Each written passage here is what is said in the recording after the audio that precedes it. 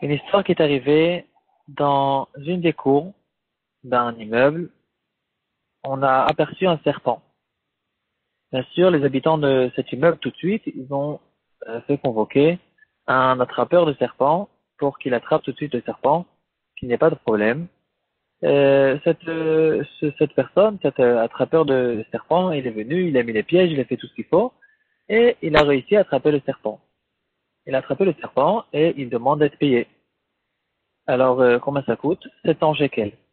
Les habitants de l'immeuble n'étaient pas d'accord. Ils ont dit que c'est très cher. C'est censé être un prix beaucoup moins cher. Et ils ont commencé à discuter, et ils n'ont pas réussi à s'arranger entre eux. Alors, l'attrapeur de serpent, il leur a dit, bon, il n'y a pas de problème. Je suis venu pour attraper le serpent. Je délivre le serpent et je reviens chez moi à la maison. Et c'est ce qu'il a fait. Il a laissé le serpent, il a laissé tourner, il a laissé tomber, et le serpent, il s'est recaché dans la cour de l'immeuble, et l'attrapeur de serpent, il a pris sa voiture et il est parti. Au bout d'un certain moment, le serpent, il est arrivé et il a causé un grand dommage à une personne, il a piqué, il est tombé malade, etc.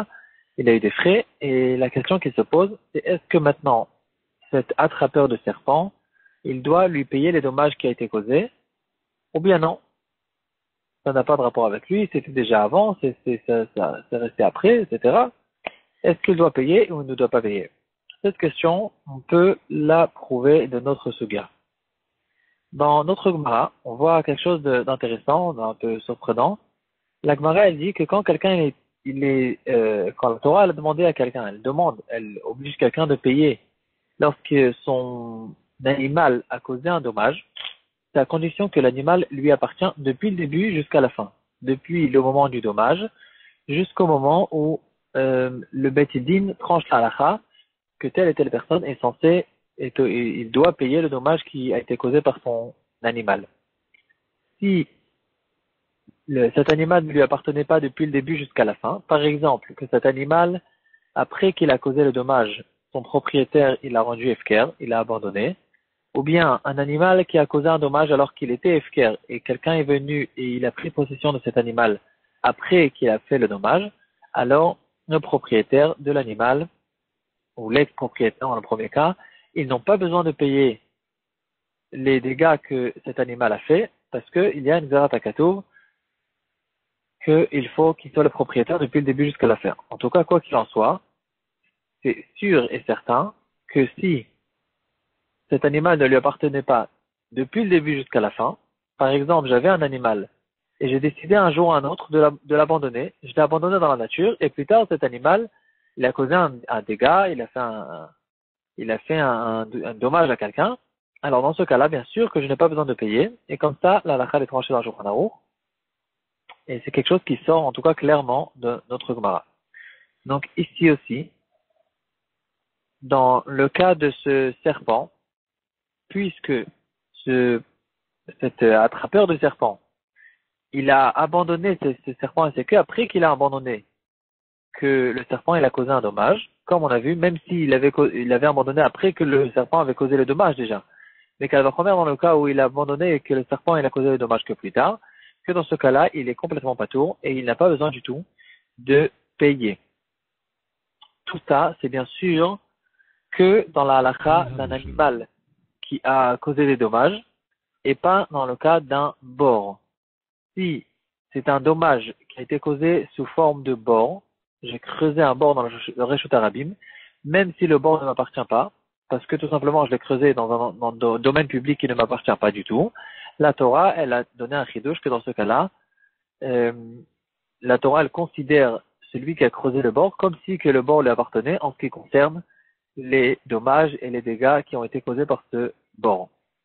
Mais ça, c'est que dans le bord. Dans le cas d'un animal qui a fait des dommages, ici, il faut être propriétaire, c'est que dans ce cas-là qu'on est chayav. On a déjà parlé auparavant, une grosse question que la Chronim relève. Quelle est la raison pour laquelle la Torah, elle demande à payer les dégâts qui ont été causés par mon animal? Est-ce que c'est parce que j'ai une responsabilité, je suis censé le garder et je n'ai pas suffisamment bien gardé. C'est le premier pshat, le premier tzad.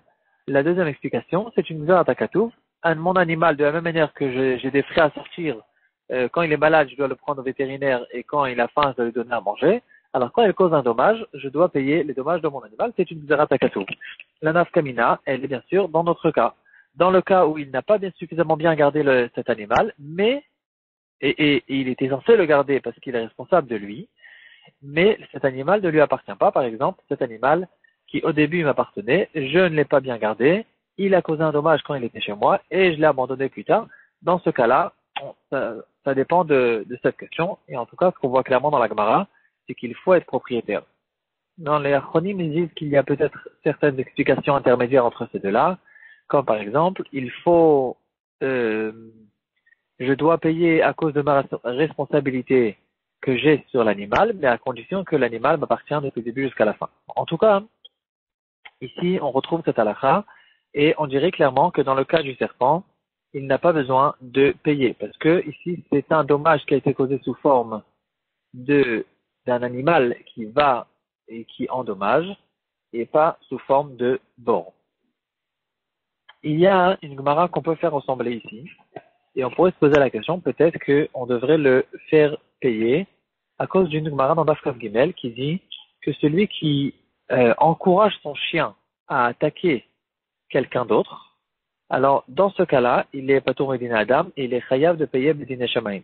Gemara Kaf Gimel à Moudbet qui le dit clairement, et ici, on pourrait se poser la question, peut-être que dans ce cas-là, où j'ai laissé un serpent qui tourne dans la cour d'un immeuble, peut-être que ça ressemble à cette gemara. La réponse est que non, parce que quand là-bas on parle d'un cas où il a vraiment encouragé le chien qui connaît son maître, il connaît ses signes, il sait que quand son maître l'envoie attaquer quelqu'un d'autre, il comprend très bien ce que ça veut dire, et c'est dans ce cas-là au fait où la gemara le rend chayav.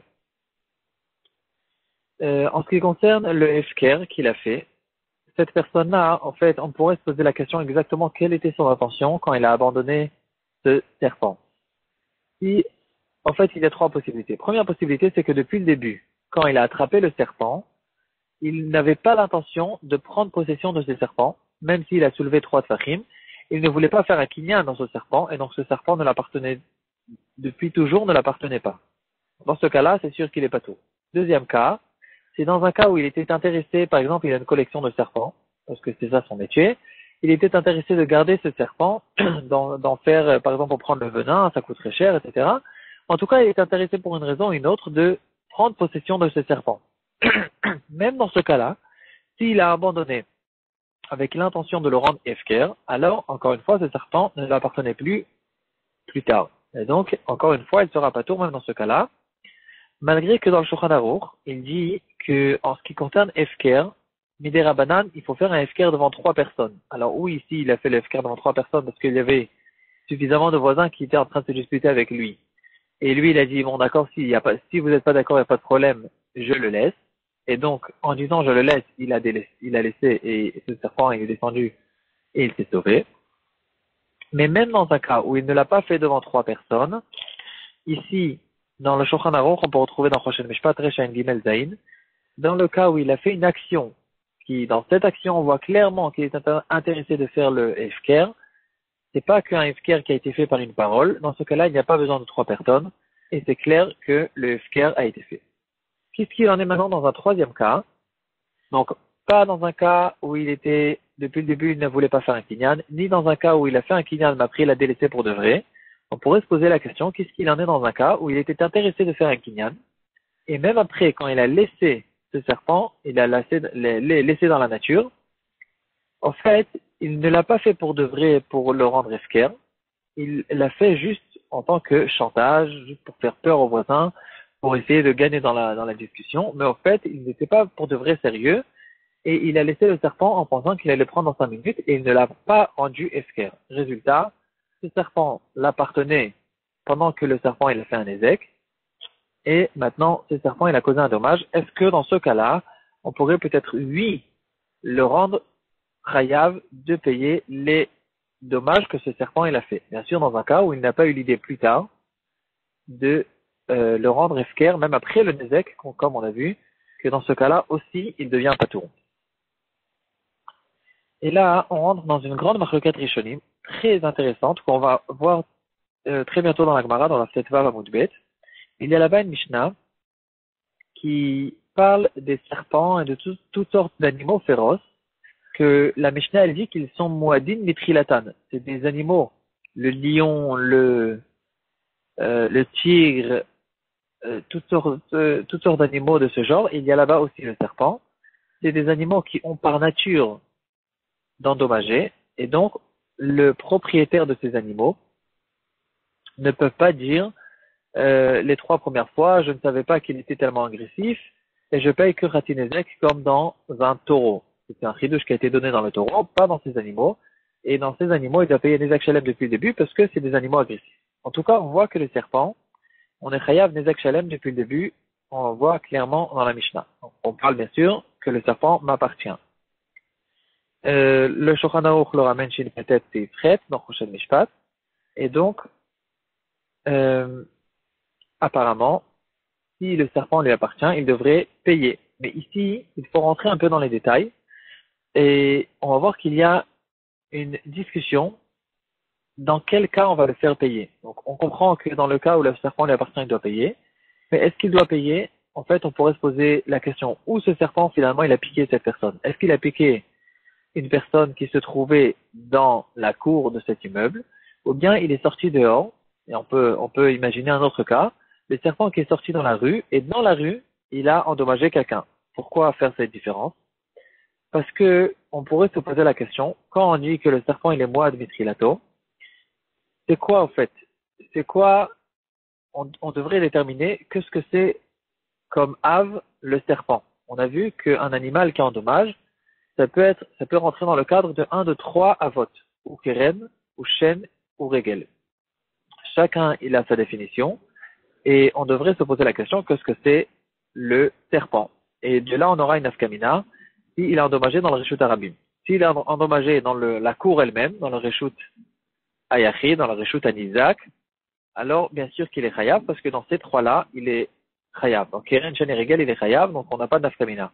Mais si ce serpent il est endommagé dans un reshut arabim, alors là on doit rentrer dans les détails pour essayer de déterminer ce que c'est ces serpents. On retrouve une marloquet rishonim, d'après le Rambam, le serpent qui pique une personne, c'est considéré comme keren. Pourquoi? Keren, c'est un animal qui endommage avec une intention d'endommager. Ici aussi, le serpent, il n'a aucun profit du fait qu'il pique une personne, et il le fait que pour endommager, et donc dans ce cas-là, ça rentre dans le cadre de keren. D'après le Rambam, si on dit que c'est keren, alors c'est vrai que c'est keren muad, que c'est pas un keren tam, il doit payer les Salem depuis déjà la première fois, et par contre, c'est que dans le Reshut Anizak, on voit dans la Torah que le Hav de keren, on doit le faire payer que quand il a endommagé, pardon, je me suis trompé, je me suis bien trompé d'ailleurs même, le keren, il est chayav, que ce soit dans le reshut arabim ou que ce soit dans le reshut anizak. Bien sûr qu'un taureau qui a encorné, on ne fait pas cette différence s'il a encorné dans le reshut arabim ou il a encorné chez la personne qui a été encornée. Dans tous les cas, il est chayav, et donc dans ce cas-là, d'après le Rambam, le cas du serpent, il sera chayav que ce soit dehors ou dedans. D'après Tosfot, le serpent qui endommage, c'est régel, parce que puisque c'est sa nature, c'est comme un taureau qui marche dans la rue sans remarquer, il endommage. Le serpent aussi, sans remarquer, sans avoir aucune intention, c'est ça la nature du serpent, et donc ça rentre dans le cadre de régel. D'après le Rashba, c'est chêne, parce que il endommage avec sa bouche, il en profite, il a un certain profit dans cette chose-là. Un serpent qui pique, c'est comme une vache qui mange. Et donc, puisqu'il y a un profit, c'est considéré comme chêne. En tout cas, que ce soit pour Tosfot ou que ce soit pour le Rashba, c'est régel ou chêne. Dans ce cas-là, si le serpent il a piqué dans le reshut arabim, chêne et régel dans le reshut arabim, il est pas tour. C'est que dans le reshut ayachid qu'il est pas tour, qui est chayav. Et donc, dans ce cas-là, on fera cette différence. Si le serpent est endommagé dans la cour, il sera chayav. S'il est endommagé dehors, il sera pas tour, même Bedine Shamaim, un dégât qui a été causé par un animal dehors, si c'est pas un dégât de Keren, c'est un dégât de Shanerigel, si la Torah le rend patour, c'est pas pour qu'on dise qu'il est chayav bedine shamaim. La Torah l'a rendu patour, c'est pour qu'il soit patour complètement, comme ça dit le Birkat Shmuel, le Chazon-Ish et d'autres. C'est une question en fait qu'on pourrait se poser même à propos de bord. Quand la Torah nous dit shor velo adam chamon velo kelim, quel est le dit dans un cas où un homme il est tombé dedans? Est-ce qu'on lui dit que bedine shamaim il est chayav de payer parce qu'il est quand même fautif? Ou bien non, on ne peut pas dire dans le cas où la Torah nous dit clairement dans une rachat qu'il est patour sur un homme. On ne peut pas venir et de dire que non, il est quand même fautif et il doit payer Bedine Shamaim. Voilà, donc ici on retrouve cette différence entre les Rishonim. D'après le Rambam, ce serpent, donc, en fait on résume. Dans le cas où il n'a pas eu l'intention de prendre possession du serpent depuis le début, ou bien même dans le cas où il a eu l'intention de prendre possession du serpent, mais plus tard, quand il a abandonné sérieusement, dans ce cas-là, c'est clair qu'il est patour, comme on a vu dans notre suga, qu'il n'est pas propriétaire, il est patour. Dans le cas, le seul cas, où il était intéressé depuis le début de faire un kinyan, et même après quand il a abandonné, il ne l'a pas abandonné sérieusement, c'était que du chantage, et donc le serpent l'appartient. Dans ce cas-là, si le serpent il a causé un dommage dans la cour, d'après tout le monde, il est chayav. Si le serpent il est sorti, il a causé un dommage dans le Rishut Arabim, là, ça rentre dans la marloquette Rishonim. Est-ce que le serpent c'est Keren et il sera chayav aussi dans Rishut Arabim, comme le Rambam, ou bien le serpent c'est Shen et Regel, comme Tosfot et Rashba, et dans ce cas-là, il sera chayav que dans la cour et pas dehors.